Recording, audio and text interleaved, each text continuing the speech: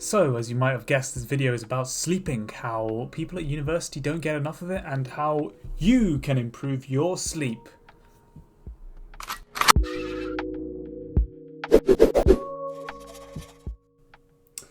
So, the first time I ever stayed up all night was with my brother.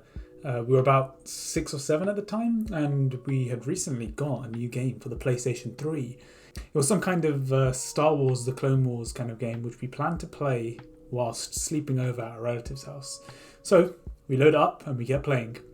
It was in the evening, so our relatives had already gone upstairs to sleep, and I guess they just assumed that we would fall asleep on our own, so they didn't really worry that much. I remember having so much fun with my older brother as we completed level after level. I think we pretty much beat the whole game from like start to finish, and it was light outside when we heard a noise at the door, and my aunt had woken up early to get ready for work, and she took one look at us, asked how long we'd been awake for, and when we told her we hadn't actually gone to bed, she did the right thing and told us to get some sleep. I thought that this idea of morning and evening people was just like a fantasy made-up fact that people tell you. You know, facts like being able to see the Great Wall of China from space or how there are speed limits on roads.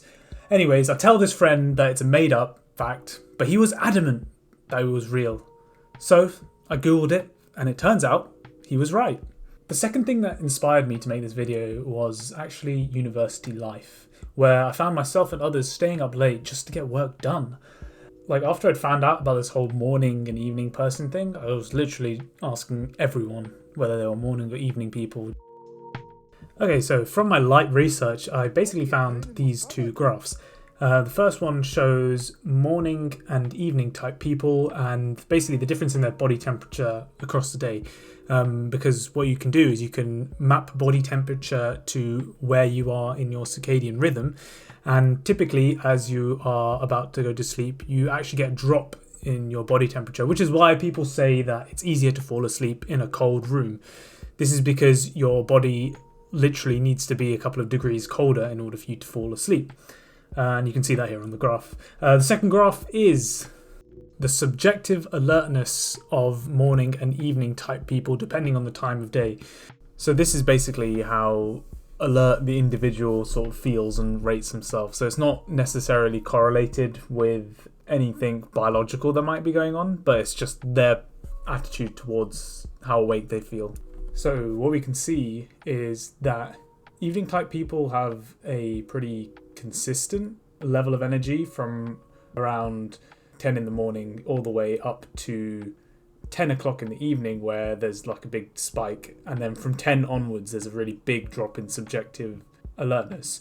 Kind of what you'd expect, isn't it? That evening types have more energy subjectively, are feeling more alert at 10 in the evening, whilst morning types feel a lot more subjectively alert in the morning, which makes sense, I guess. Yeah, I'll link the paper where I found this because it's certainly worth looking into a bit more.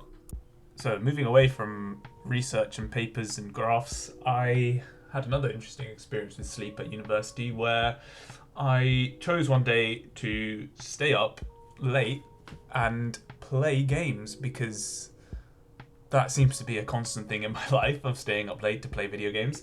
And I thought to myself as I was playing Hollow Knight that, you know, I'm not going to check my calendar. There's probably nothing on tomorrow. That's why I feel so confident about staying up really late and playing games.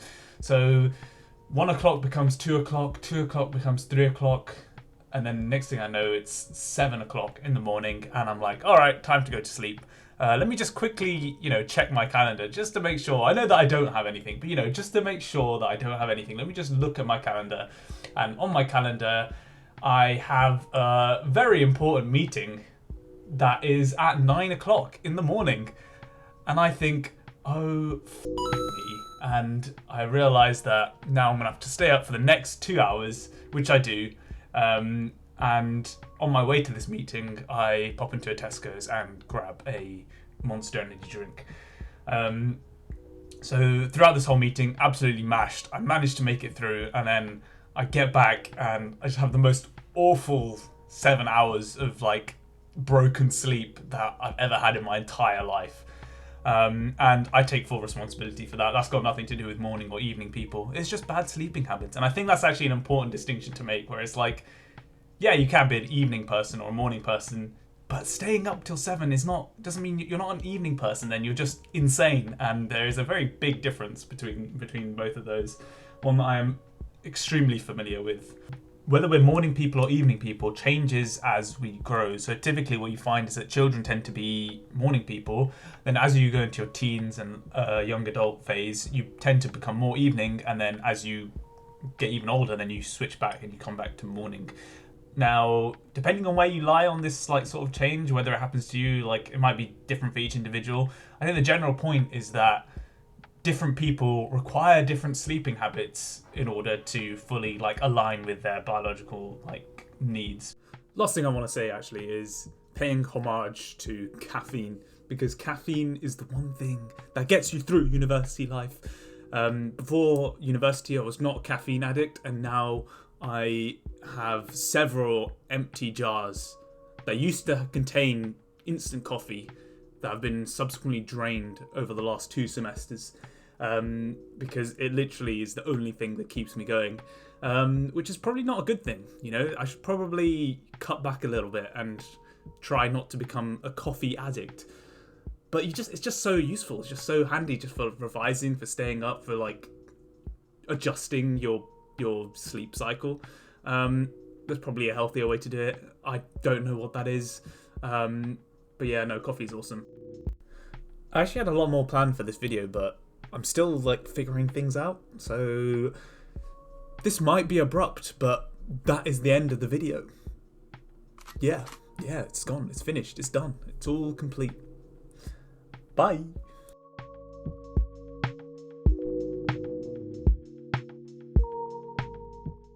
Actually, one last thing. I would like to thank Delta Synth for the awesome backing music that he's made for me. The brief was basically, I wanted it to sound a bit like Vsauce, Moonmen, that kind of backing thing, and I think he nailed it. And thank you to him for making music. Music is cool, and his music is the coolest kind of music. So thank you very much, Delta Synth. Check him out on YouTube and on all the other things like Spotify. There's some other thing that music people use. What's it called? I can't remember the name of it. Oh, that's really annoying. I'll put a link somewhere. Yeah.